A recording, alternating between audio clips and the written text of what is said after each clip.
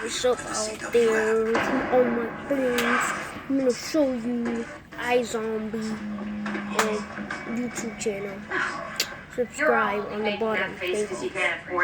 Bye. That was Mrs. Brink's lawyer. You'll never... Wow. That smell.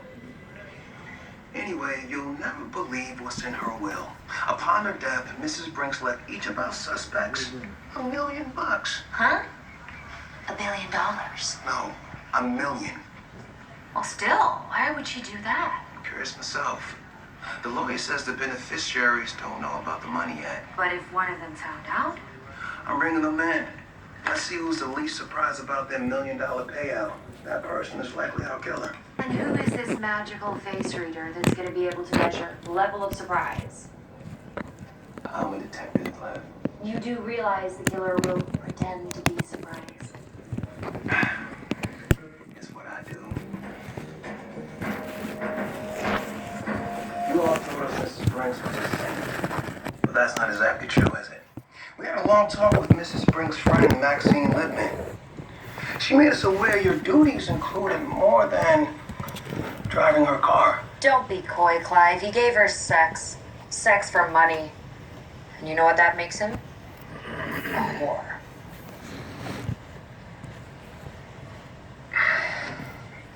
The first time it just kind of happened. I tried to cut it off, but she said she'd tell my wife. Is that why you killed her?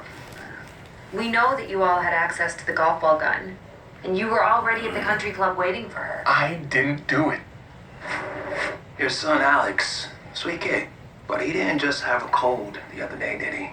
He has a heart defect. Maxine Lipman told me the boy needs an operation in Los Angeles. You asked Mrs. Brinks for a loan to hire a coyote to sneak him out of the city. She turned you down. Is that why you killed her? Without that operation, he'll die. He's only 6. Mrs. Brinks would rather let him die than loan me 20 grand. She said it would set a bad precedent. Well, it would. Is that why you killed her? I am not a murderer. Mrs. Brinks promised to write a recommendation letter to her alma mater to get your daughter into college back east, but she never sent it. If she'd gotten in, she wouldn't have been here in Seattle. She wouldn't have been turned into a zombie. Mrs. Brinks was a terrible person. No one will miss her. Is that why you killed her? I didn't kill her.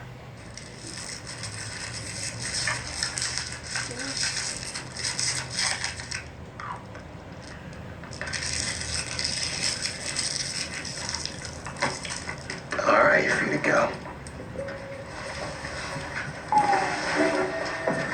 By the way, are you aware that in her will, Mrs. Brinks left you $1 million? What? That can't be true. That's a lie. No, that's a trick. It's true. I worked for that woman for 15 years, and I never heard a kind word from her. Give us a moment, please. So, come on, Mo. Who done it? I don't know. But you saw all their faces, and you're a detective.